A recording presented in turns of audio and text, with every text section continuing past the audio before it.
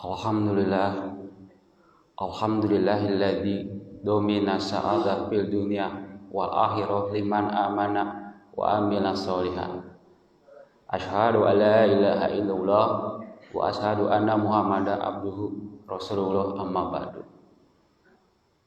Faqala lahu ta'ala fil Qur'anil Karim, a'udzu billahi minasyaitonir rajim.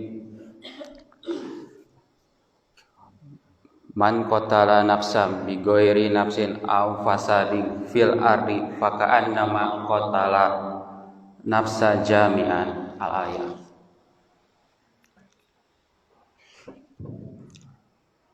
Bapak, Ibu, para penonton Instagram live yang dirahmati Allah Subhanahu wa taala.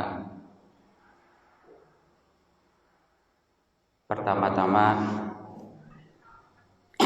saya pribadi mengucapkan bela sungkawa atas tragedi yang seminggu kemarin terjadi di Kanjuruhan. Yang tentu tragedi ini bukan diakibatkan oleh hukum alam atau bencana alam atau pandemi. Yang murni ini tragedi diakibatkan oleh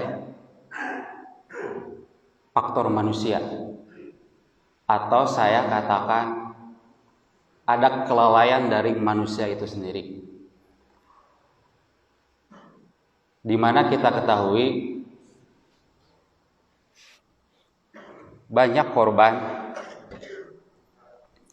dan ini bukan main-main, bukan hanya sekedar data ataupun wacana, tapi ini bukti 131 jiwa korban meninggal.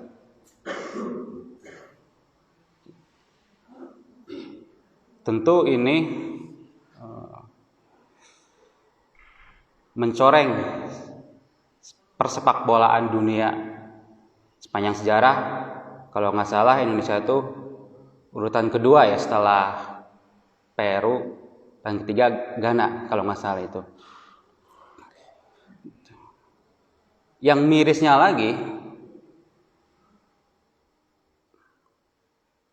tidak ada satupun pihak-pihak yang terkait menyatakan pertanggungjawabannya.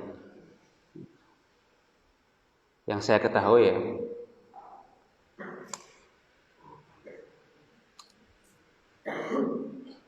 ini benar-benar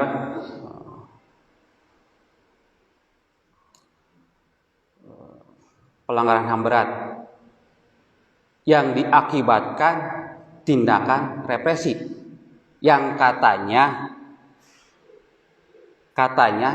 pengayom masyarakat itu. Tindakan represi ini bukan hanya terjadi 1 kali, 2 kali, ataupun 3 kali. Bukan hanya terjadi di Stadion Kanjuruhan yang sepekan lalu di Malang itu. Tapi beberapa kali tiap ada kegiatan, event, ataupun demonstran masyarakat, ini selalu terjadi pengulangan tindakan represi tersebut.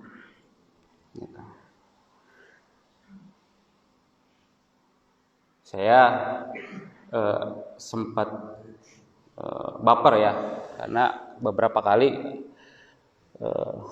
lihat podcast ada seorang pemuda yang turun ke lapangan bukan hanya untuk menyerang, katanya hanya untuk, Pak tolong, katanya, jangan tembakan gas air mata karena itu banyak anak-anak dan ibu-ibu di situ. Gitu. Data yang saya ketahui 30 anak-anak kalau nggak salah kurang lebih yang menjadi korban itu. Ini miris sekali ya. Walaupun belakangan terakhir udah ditetapkan 6 tersangka. Tapi kalau menurut saya bukan itu akar masalahnya. Tapi tindakan represi ini yang selalu terus berulang dan berulang. Itu yang kita harus perlu cari permasalahannya. Baik Bapak Ibu, kita doakan semoga para keluarga korban atas pelanggaran HAM berat ini diberikan kesabaran dan ketabahan oleh Allah Subhanahu wa taala. Amin ya rabbal alamin. Baik, tema yang akan kita bahas hari ini mengenai hukuman mati dalam perspektif hukum positif di Indonesia dan hukum Islam. Bapak Ibu mungkin mengenal nama atau sejarah yang telah kita ketahui, yaitu Kodeks Hammurabi. Kita mulai dari sejarah hukum ya. Sejarah hukum kita mengenal namanya Kodeks Hammurabi. Kodeks Hammurabi ini adalah seorang raja Babilonia lama di wilayah Mesopotamia sekitar tahun 1725 Masehi, sebelum Masehi maksud saya. Maaf. Raja Babilonia ini menulis peraturan atau pasal-pasal di dalam batu atau prastasi ya, disimpan di tengah kota. Terdiri kalau nggak salah 282 pasal. Itu disimpan peraturannya dan lain sebagainya. Jadi Kodeks Hammurabi ini adalah hukum atau undang-undang hukum Hammurabi tertua dan pertama di dunia. Jadi Kodeks Hammurabi hukum atau undang-undang hukum Hammurabi tertua dan pertama di dunia. Prinsip hukum Hammurabi atau Raja Hammurabi ini yaitu mata dibalas mata, gigi dibalas gigi. Misalkan kalau ada yang mematahkan tangan orang, patahkan lagi. Kalau ada yang membunuh lagi, dan lain sebagainya. Itu prinsip kodeks atau Raja Hammurabi membuat peraturan pertama kali di dunia dan hukum paling tertua sebelum hukum modern sekarang ini. Nah,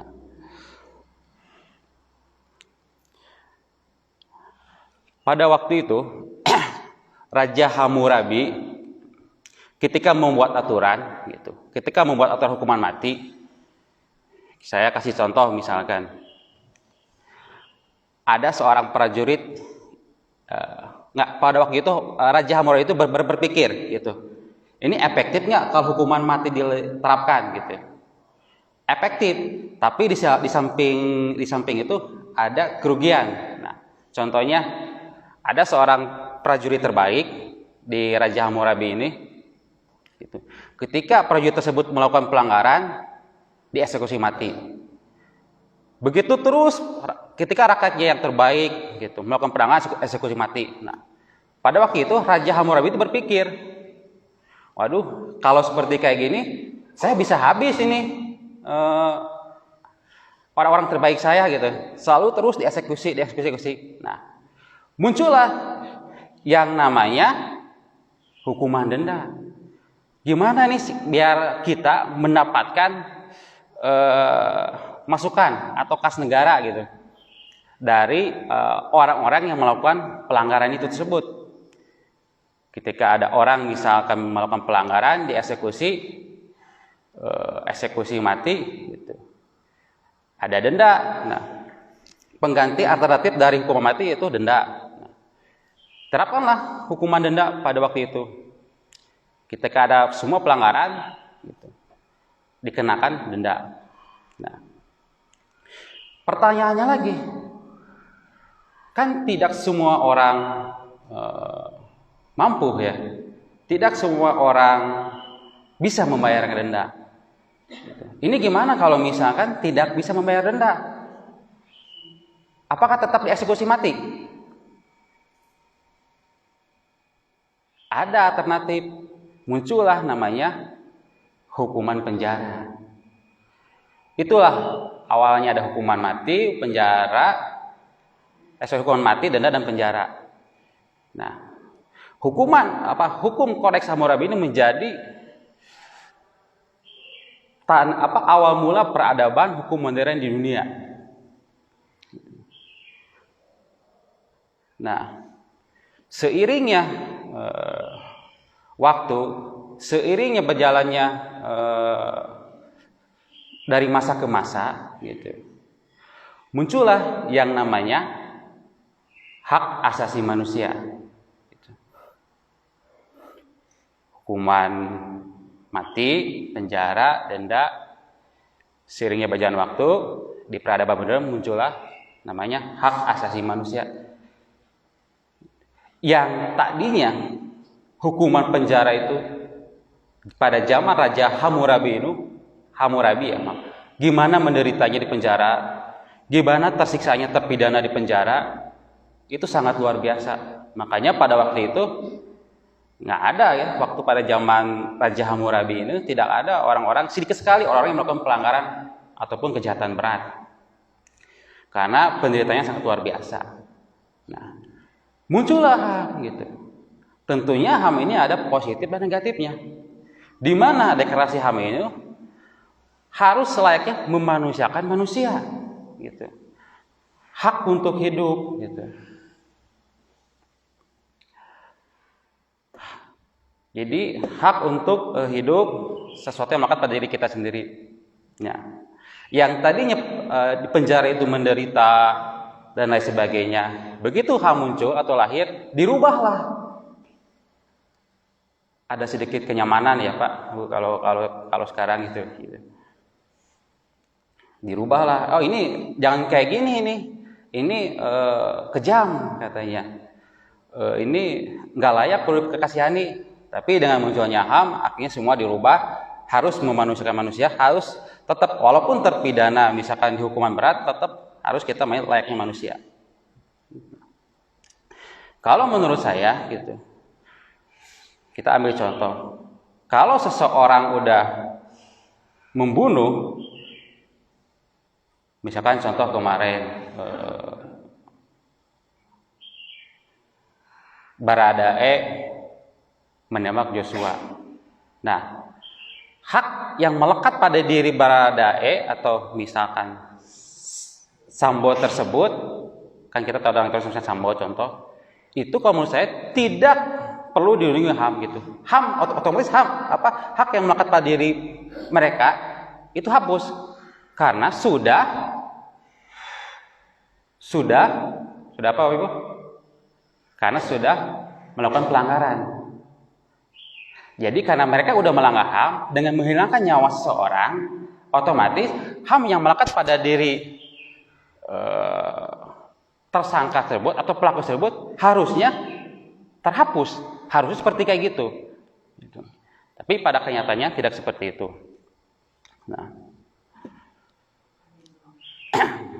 tentu HAM ini banyak kontroversi ya di dunia, gitu.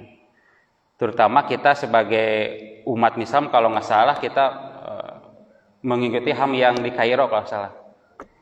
Kita mengenal adanya budaya adat istiadat yang perlu kita hargai. Nah, hukuman pidana, hukuman penjara, hukuman denda, hukuman mati dengan seiringnya peradaban modern itu beriringan sampai sekarang, tetap dipakai. Yang dulunya alternatif, sekarang ketiganya dipakai, hukuman mati, penjara dan denda. Ya. Dalam KUHP pidana ada 4 pokok hukuman. Yang pertama, pidana mati, pidana penjara, pidana denda, dan pidana kurungan. Penjara dan kurungan mungkin kita berasumsi sama-sama. Yang membedakan kalau kurungan itu maksimalnya 1 tahun, kalau penjara seumur hidup, maksimal selama-lamanya atau seumur hidup 20 tahun. Kita dibatasi 20 tahun. Ada mungkin di belakang ini masyarakat mempertanyakan kalau hukuman seumur hidup itu berapa lama gitu. Ada pendapat yang misalkan bahwa hukuman seumur hidup itu dihitung dari umur kita. Misalkan umur kita 15 tahun, yaitu sama 15 tahun. Atau umur kita 20 tahun, yaitu selama 20 tahun. Tapi itu keliru kalau menurut saya. Bukan menurut saya, ini dalam KUHP tidak ada. Kalau yang namanya seumur hidup, ya selama-lamanya selama dia mati gitu. Bukan faktor berapa usia terpidana tersebut. Di Indonesia ada beberapa hukuman mati, diantaranya pembunuhan, teroris, narkoba, dan korupsi.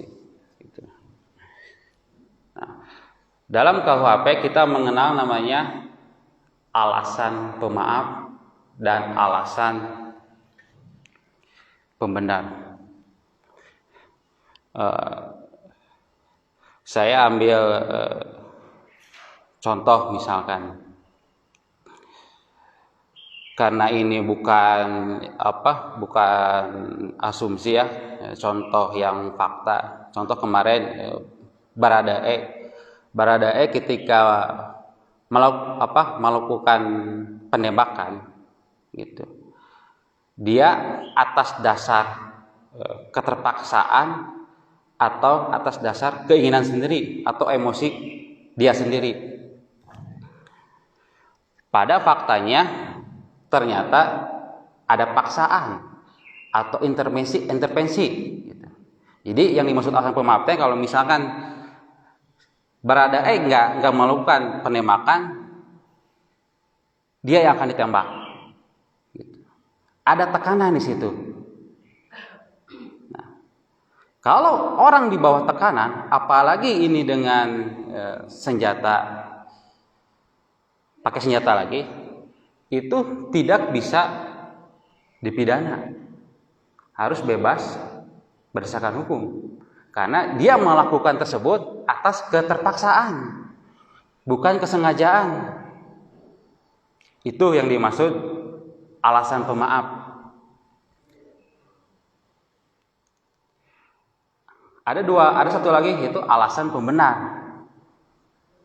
Contohnya lagi, ketika ini karena yang lagi trading juga ya. Misalkan saudari PC dia melakukan tes psikologis gitu. Tujuannya untuk apa? Untuk mendeteksi apakah ada nggak gangguan kejiwaan tersebut.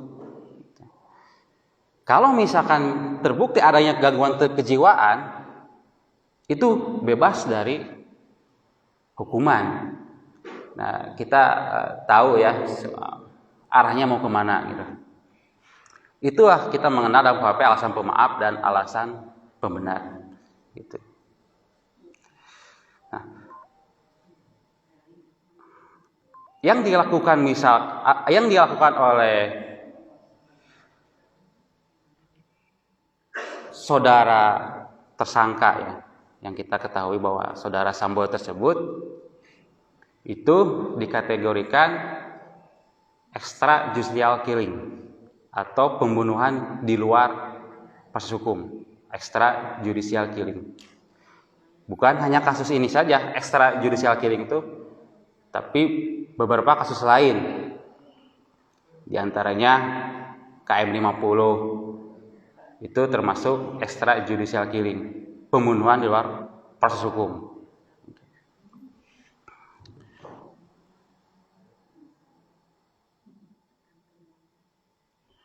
Baik Bapak Ibu, sampai di sini apakah ada pertanyaan dulu? Tapi perlu didiskusikan. Tadinya kita supaya nggak ngantuk ya, kita dua arah gitu.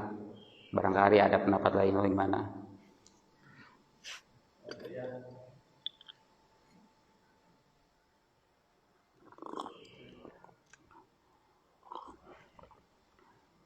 Baik.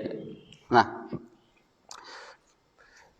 di dalam KUHP pidana itu mengenal asas legalitas. Pasal 1 ayat 1 Seseorang tidak dapat dipidana tanpa ada aturan yang dibuatnya terlebih dahulu. Gitu. Jadi ketika ada suatu pelanggaran ataupun kejahatan, kita tidak bisa mempidanakan seorang tanpa aturan dibuat terlebih dahulu. Baik, kita masuk ke hukum pidana dalam Islam. Hukum pidana dalam Islam itu terbagi menjadi 3. Ada hukum pidana qisas, had, dan takjir. Pak Ustadz, mohon koreksi ya kalau ada keliru. Apa itu qisas? Jiwa dibalas jiwa. Misalkan kita membunuh, ya dibunuh lagi. Apa itu had? Had itu hukum yang telah ditetapkan dalam Al-Quran. Contohnya, zina, menuduh orang berbuat zina. Terus yang ketiga, takjir. Takjir itu hukum yang tidak ada dalam qisas dan had. Jadi takjir itu hukuman yang telah ditentukan oleh penguasa. Gitu. Yang aturannya belum dijelaskan dalam Al-Quran atau tidak ada dalam Al-Quran dan hadis ya misalkan. Misalkan seseorang dipakai motor tidak menggunakan helm, contohnya seperti itu. Nah, pertanyaannya, persamaan hukum pidana Islam ataupun perbedaan hukum pidana Islam dengan hukum positif di Indonesia apa saja? Yang pertama, hukum positif di Indonesia itu mengenal namanya hukuman mati. Sama begitu juga dengan hukum Islam. Izin membacakan dalam surat Al-Baqarah. A'udzubillahi minasyaitonirrajim. Hai orang-orang yang beriman, diwajibkan atas kamu qisas berkenaan dengan orang-orang yang dibunuh, orang-orang mereka dengan orang-orang mereka, hamba dengan hamba, dan wanita dengan wanita. Maka barang siapa yang mendapat suatu pemaaf dari saudaranya, hendaklah yang memaafkan mengikuti dengan cara yang baik.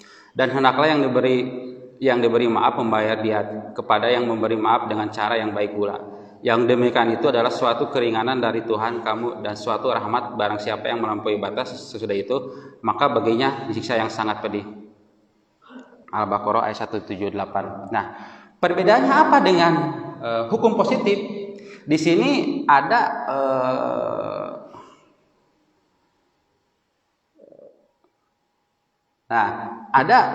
asas pemaaf itu.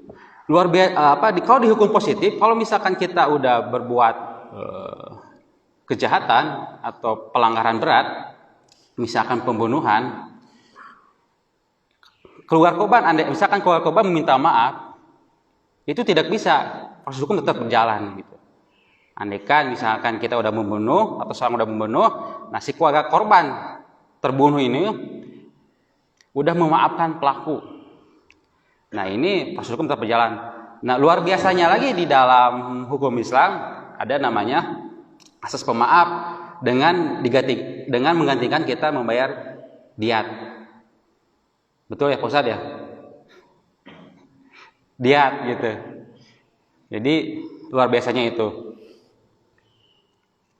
Lanjut juga di Al-Quran surat Al-Isra. Dan janganlah kamu, Al-Isra ayat 33. Dan janganlah kamu membunuh jiwa yang diharamkan Allah membunuhnya, melainkan dengan suatu alasan yang benar. Dan barang siapa dibunuh secara zalim, maka sesungguhnya kami telah memberi kekuasaan kepada ahli warisnya. Tetapi janganlah ahli waris itu melampaui batas dalam membunuh. Sesungguhnya ia adalah orang yang mendapat pertolongan. Jadi di dalam Al-Quran banyak juga larangan membunuh gitu. Di Al-Maidah juga sama larangan penumpahan darah ayat 32. Nah,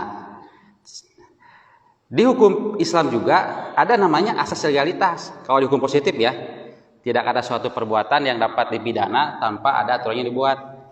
Mohon izin bacakan juga. A'udzubillahi minasyaitonirrajim. Bismillah.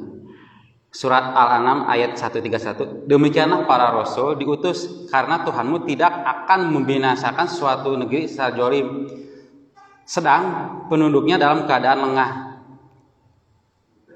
Jadi Allah tidak akan mengazab kaumnya tanpa ada rasul diutus terlebih dahulu. Itu kira-kira gambarannya. Nah, itu persamaan dari hukum pidana positif dan hukum Islam. Barangkali Bapak-bapak ada yang mau menanggapi sebelum dilanjut. Dari Ibu barangkali.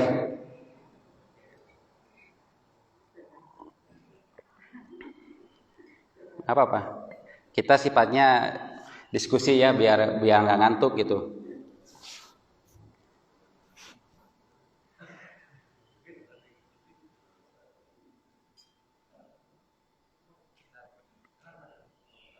Nah, ada, ya kita lanjut. Kita mengenai tindakan represi ya, dalam hukum kita mengenal adanya tindakan represi. Gitu. Tentunya tindakan represi ini sesuatu yang dilarang, gitu. Sesuatu yang jelas-jelas dalam aturan itu tidak diperbolehkan. Bagaimana kita mencari akar dari suatu tindakan yang seolah-olah selalu melebihi kewenangannya. Itu permasalahan yang selama ini kita alami dalam dunia penegakan hukum. Nah, kita tahu bahwa terbaru namanya kita ada Undang-Undang Nomor 22 tahun 2022 itu tentang pemasyarakatan, di mana hak-hak terpidana itu makin dimudahkan. Ini saya atau ya agak sedikit miris ya dengan kondisi sekarang ini, yang mana dulunya ketika mengajukan pembebasan itu harus ada beberapa syarat, di antaranya membayar denda dan lain sebagainya. Ini hanya dengan 2/3 saja seseorang bisa mengajukan bebas bersyarat tanpa membayar denda. Ini kondisi yang seperti ini tentunya perlu kita pikirkan bersama ya. Terus terkait undang-undang rancangan KUHP terkait perzinahan ya, karena ini ambil contoh kan ini yang selalu disoroti. Dulu kan dalam sebelumnya itu dalam KUHP yang melegalkan yang melanggar perzinahan dalam hukum positif tentunya orang yang sudah bersuami ataupun sudah beristri. Tentunya kita robah dengan rancangan ini bukan hanya terhadap orang yang bersuami atau beristri, tapi ke semua lajang pun ataupun ya lajang intinya itu bisa terkena. Tapi mirisnya lagi masih banyak pertentangan. Katanya ini kan urusan pribadi gitu, jangan disangkut pautkan ke masalah hukum negara. Kembalikan lagi ke diri pribadi masing-masing, seolah-olah melegalkan. Itu kekhawatiran kita ya, generasi-generasi pemuda-pemudi kita ke depannya bagaimana. Nah, kalau nggak salah kita tuh sudah membuat naskah tentang hukuman pidana Islam gitu. Lagi-lagi rancangannya sudah aja sih, hukuman pidana Islam itu lagi-lagi di anggota di DPR itu sulit kita itu untuk menerapkannya, padahal rancangannya itu sudah ada. Ya tentunya kita sebagai masyarakat, khususnya masyarakat muslim, harus tetap mendorong dengan rancangan hukum pidana Islam ini. Kalau ibu bapak misalkan kita buka di website Pengadilan Agama, itu naskahnya tentang aturan tentang manusia gitu, diatur tentang hukum pidana Islam itu sudah ada. Cuman kita kembali kita sulit. Yang mirisnya lagi seolah-olah ini saya katakan bukan sekali lagi bukan atas nama Jamaah Abbas atau Masjid Abbas, ini pribadi saya sendiri. Banyak ada pihak-pihak terkait yang seolah-olah menjegal gitu bahwa hukum pidana, karena saya termasuk yang waktu itu membuat kurikulum ya dengan Mahkamah Agung di Jakarta itu sulitnya diterapkan di Indonesia ini. Khususnya jadi hukum pidana Islam ini khusus menindak pelaku orang-orang muslimat saja.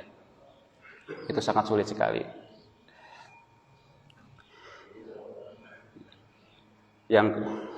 Soalnya gini, kita ketahui ya, banyak narapidana terpidana karena saya praktek atau pelaku di lapangan dan saya praktisi, itu orang-orang terpidana di lapas, kalau Bapak Ibu lihat itu bagaimana sesaknya, bagaimana penuhnya gitu. Nah, itu yang perlu kita antisipasi. Nah, kalau misalkan hukum pidana Islam ini diterapkan, yang 3 tadi, qisas, had, dan tajir ini, mungkin karena pelaksanaan eksekusinya berbeda, mungkin sedikit mengurangi orang-orang yang ada di lapas, gitu. Karena kalau hukum Islam ini tidak semestinya harus dipenjara. Ada namanya kalau orang berbuat zina kan cukup di mana Ustaz? Dirajam ya, gitu. Atau misalkan orang berbuat zina dirajam sampai mati. Nah itu cukup sampai di situ, tidak perlu harus menjadikan beban negara. Nah ini dan faktanya hanya 50% yang menyadari bahwa saya tuh udah mendapatkan, ketika orang keluar dari lapas itu atau lepas dari terpidana itu, hanya 50% orang untuk mencari jalan berbuat baik dan sebagainya. Tapi sisanya itu ya kembali ke jalan yang semula. Karena tadi bagaimana nyamannya di sebuah lapas, itu dikasih makan dan lain sebagainya, pelayakannya manusia. Jadi orang-orang yang nganggur itu tinggal berbuat jahat aja, nanti kok di penjara kan kasih makan dan sebagainya. Nah itu yang sangat kita sayangkan sekali ya. Nah apalagi belakangan ini kita ketahui bahwa di Indonesia ini berbagai macam kultur atau budaya. Ada hukum adat. Hukum Indonesia ini mengakui adanya hukum adat. Ketika ada hal-hal, misalkan contoh di mana ya? Di Madura kalau nggak salah. Ketika ada seseorang, kalau di Madura kan adat kita mengenal namanya carok ya. Nah carok ini kalau misalkan anggap istri seseorang misalkan diganggu gitu, ayo kita carok. Nah carok ini hukum carok ini ya berkali ya sampai mati gitu, sampai meninggal gitu. Dan hukum kita Indonesia ini tidak bisa menyentuh mereka, kan itu udah kategori hukum adat. Polisi itu membiarkan ketika ada orang berkelahi dengan carok. Biasanya kalau carok itu harkat dan martabatnya diganggu gitu. Itu polisi di sana itu membiarkan gitu. Membiarkan sampai mati.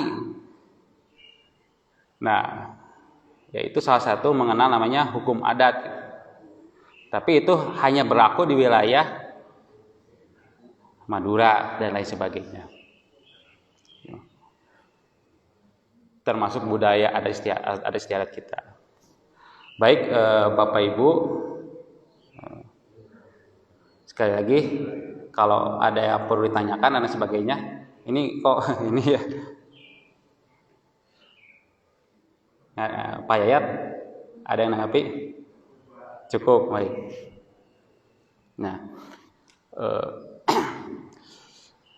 kita ini mayoritas agama Muslim ya.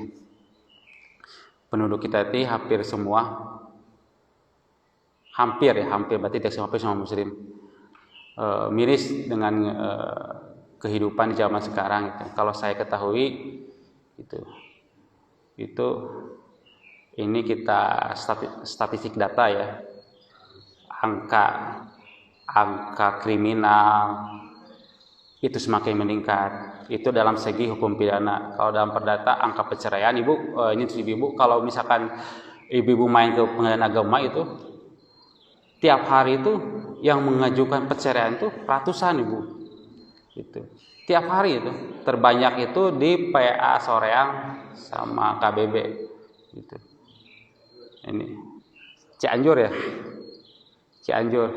Ini kondisi seperti ini kenapa bisa terjadi gitu? Tidak ada peningkatan dan lain tidak ada pengkalteran dan hal sebagainya. Belum lagi angka-angka tindak pidana lainnya seperti narkoba itu banyak sekali gitu. Narkoba itu hampir tiap hari itu kasus ada di khususnya PN Bandung ya. Kalau kita ketahui itu yang orang-orang yang masuk yang disidangkan itu hampir walaupun sedikit tapi tiap hari ada aja gitu. Ini entah apa yang terjadi dan kondisi seperti ini. Tentunya kita sebagai umat khususnya Muslim ya tetap bertawakal gitu, memohon perlindungan pada Allah Subhanahu wa taala sioginya dijauhkan dengan hal yang demikian. Belum lagi kasus-kasus yang fenomena yang belakang ini terjadi ya. Dan hampir semua kasus-kasus di Indonesia ya, khusus tadi tindakan represi ini tidak pernah gitu, hampir tidak pernah dimintai pertanggungjawaban.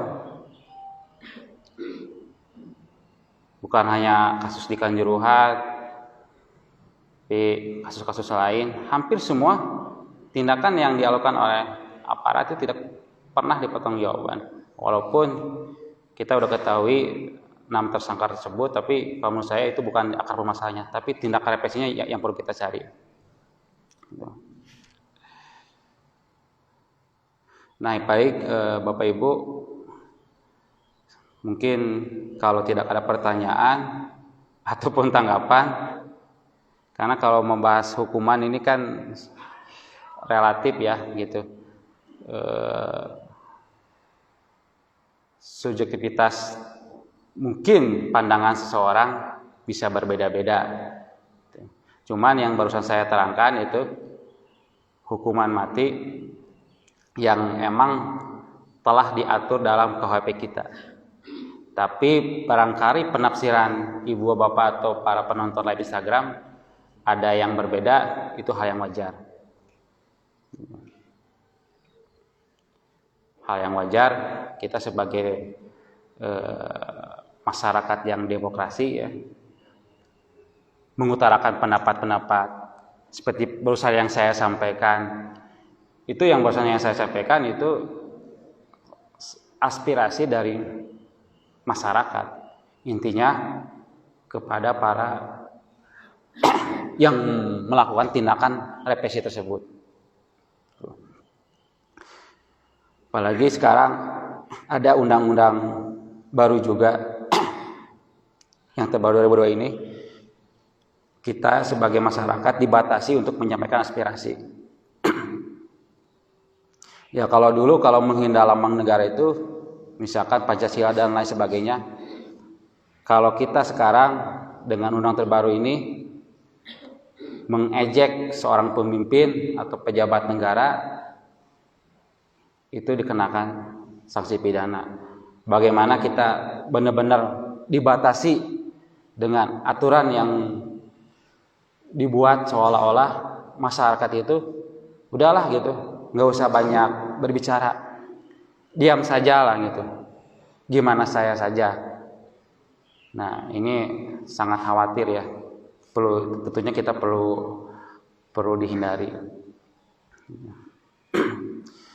Baik Bapak Ibu, kalau misalkan tidak ada yang perlu ditanggapi karena kita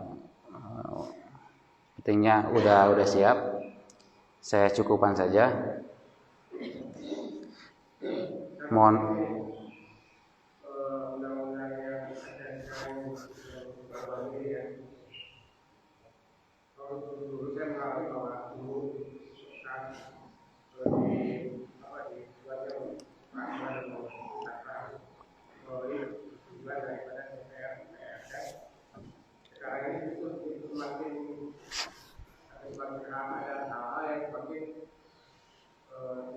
benar penetapan daripada undang-undang itu karena melibatkan dari kesehatan ya. Ya kembali lagi kan itu karena sistem konstruksi hukum kita tuh seperti itu. Ketika ada sebuah aturan, sebuah undang-undang dibuat, itu ada mekanisme yang harus dilalui. Salah satunya melalui DPR tersebut. Yang mana kita ketahui, mohon maaf Pak Haji Untung, banyak kepentingan di situ. Banyak kepentingan yang tentunya tidak bisa mengakomodir keinginan masyarakat. Gitu. Mungkin gitu Pak Haji, emang seperti itu sih, sulit ya. Baik, kalau tidak ada lagi, kami cukupkan. Mohon maaf apabila ada tutur kata yang salah. Ini murni statement pribadi saya, tidak atas nama Masjid Abu Bakar Siddiq ataupun Jamaah Abu Bakar Siddiq. Kebenaran hanya milik Allah Subhanahu wa taala. Kesalahan murni datang dari pribadi saya sendiri. Demikian. Allahu yakhudhu bi aidina illa ma fihi khairul Islam wal muslimin. Wassalamualaikum warahmatullahi wabarakatuh.